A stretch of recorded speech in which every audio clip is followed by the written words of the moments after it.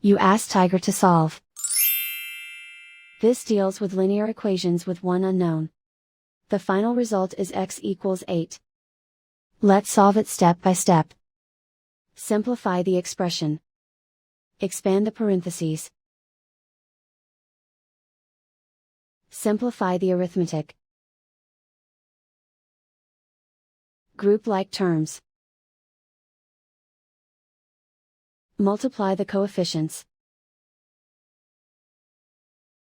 Group like terms. Combine like terms. Simplify the arithmetic. Group all constants on the right side of the equation. Subtract 800 from both sides.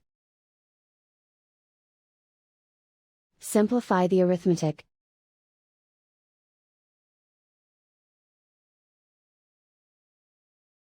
Isolate the x. Divide both sides by -10. Cancel out the negatives.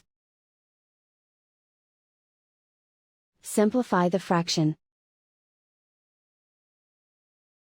Cancel out the negatives. Find the greatest common factor of the numerator and denominator. Factor out and cancel the greatest common factor.